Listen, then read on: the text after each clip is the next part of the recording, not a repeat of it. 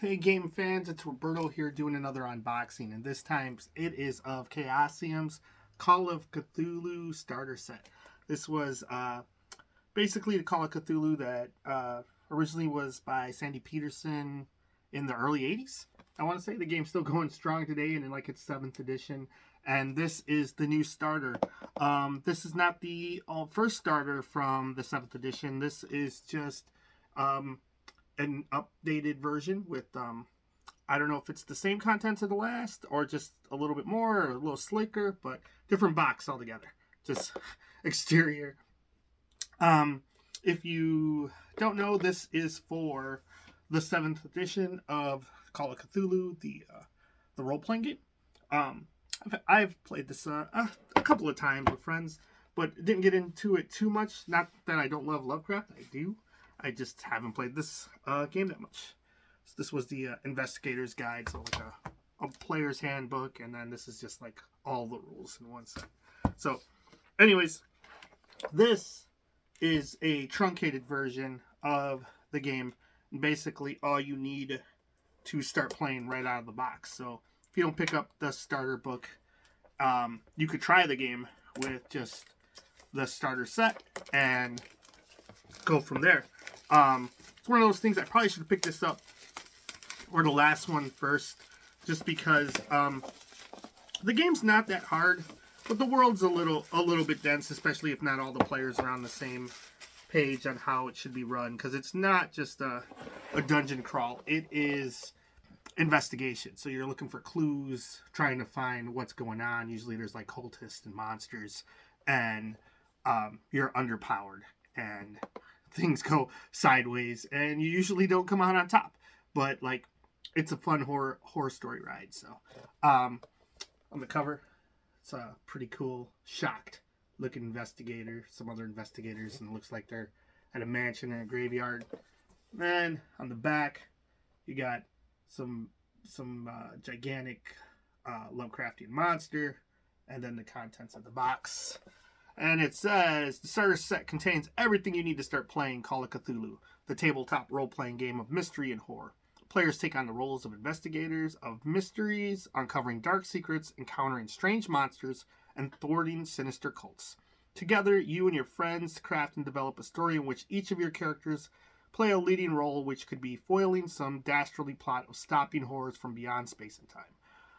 Role-playing gaming is a social pastime. Everyone works together in a team, each playing the investigator characters. One player runs the game, the keeper of arcane lore, who referees the game and presents the story and adventure plots to the other players.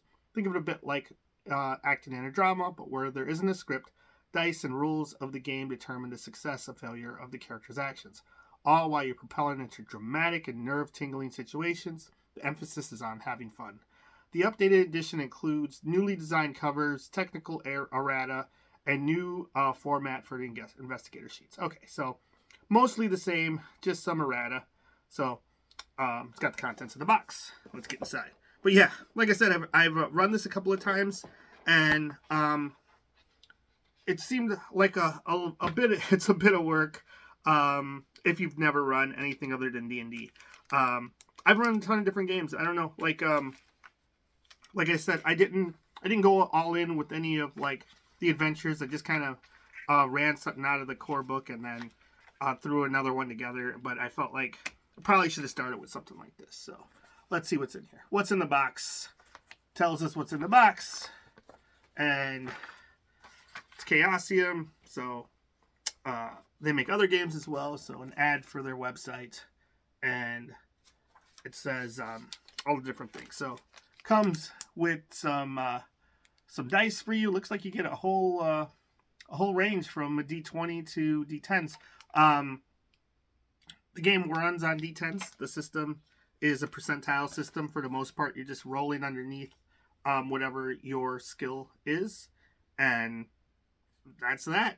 Like other than like doing damage, I want to say that the combat's a little bit different, but for the most part, you're still rolling under percentiles. So this is Book 1, Alone Against the Flames, Call of Cthulhu 40th Anniversary, 81 to 2021. So, there it is. So I think this is the single player adventure where it's teaching you, the keeper, how to run the game, and it's done like a Finding Fantasy or Choose Your Own Adventure book where you make some decisions, roll dice, and go to another story insert and see what happens there. But looks like there's some wild stuff. If we got like what looks like a temple there, book 1. So Against the Flames, I'm on page 17 so far, or what is this, page 19, and so far there's like 74 inserts, so that's pretty cool. There's a lot of this whole thing, just the one adventure. Wow.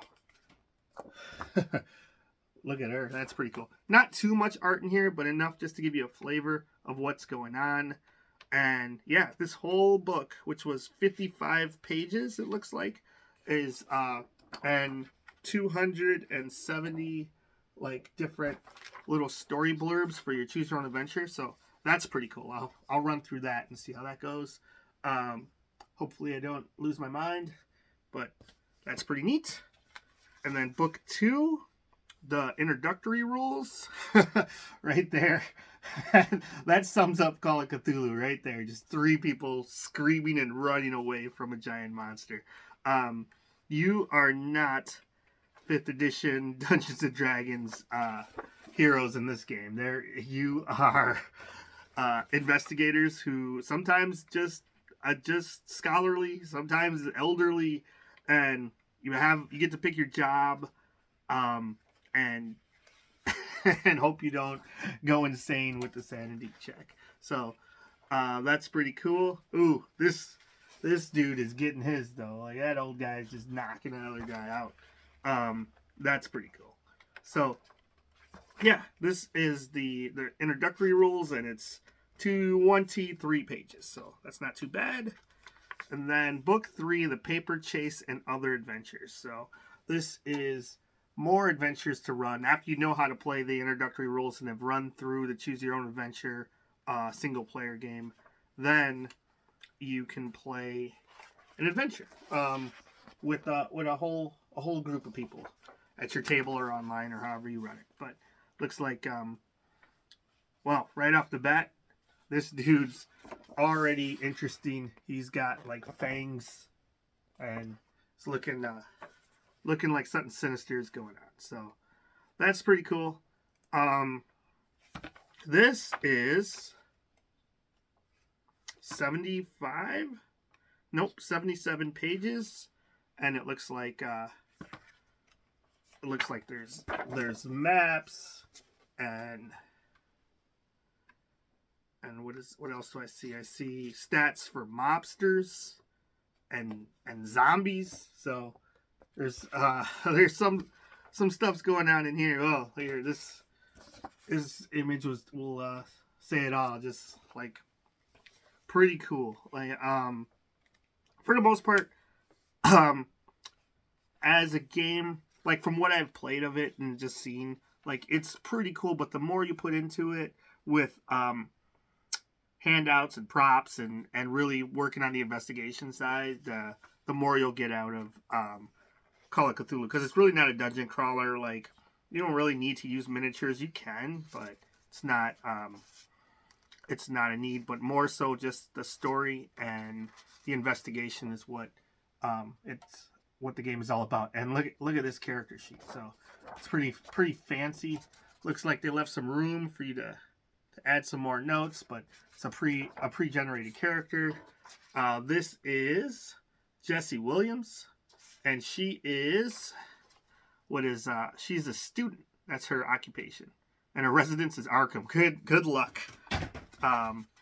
Then who else do we got? We got Kiko Chan, and she's another student, a science student. Also residence Arkham. So San Francisco, Boston. Okay, birthplace is what it says there. Louise Russo, engineering student. So we got a bunch of students in this one. And on the page, you can see what abilities they have, and then what stats, like what percentiles they'll be rolling to, depending on if it's how difficult the task is. So it's got it pre-filled out for you there, which is pretty cool. So if you just want to open the box and start playing, you grab these investigators, and you're off and running as long as you read the introductory rules. Excuse me. So you got Nevada Jones, distant relative of Indy, age 35. He's a he's a professor, and he is statted out. Let's see what type of abilities he has. First aid, history, intimidate, English. Oh man, he's got an 80 in English, so he's really doing that one up. The occult, so pretty cool. So, and his weapons are just straight brawling and a 38 handgun. That's cool. And we got another professor, and this is Wentworth Avebury. So awesome. So you got 5 to pick from there. Oh, and it looks like it's got some more blank sheets for you to make your own investigators. And does it come with 5 of those? Yeah, it looks like it. So that's neat. And here's what I was saying, like handouts and props and whatnot. So it's got some pages, like letters for your players to find, and brutal murder at the docks. You got like some newspaper clippings, and so, you know, like standard RPG stuff. Like there's that's not uncommon for Dungeons and Dragons or anything else you play, like Cyberpunk or whatever other game. But I feel like Call of Cthulhu really leans into the investigation. So trying to do a lot of footwork before you get into trouble, as opposed to just kicking down a door and killing stuff like in Dungeons and Dragons. So the cemetery, so that's pretty cool. Look at that. Locations, the map of Harlem, 1925. So, and that pretty much covers everything that's in the box. So, anyways, I think this is pretty cool. I am my main game recently has been Dungeon Crawl Classics. Me and the family like that. We like Cyberpunk.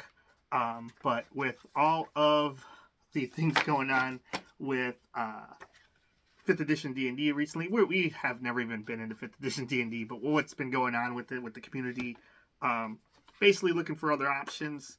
Thought I'd support one of the existing companies with moving on. So gave Chaosium a little bit more money and giving this a check. So anyways, thanks for watching. Like, subscribe, leave a comment. Let me know if you play Call of Cthulhu, if it's or what your favorite role-playing game is if you play them. If not, give it a shot. They're a lot of fun.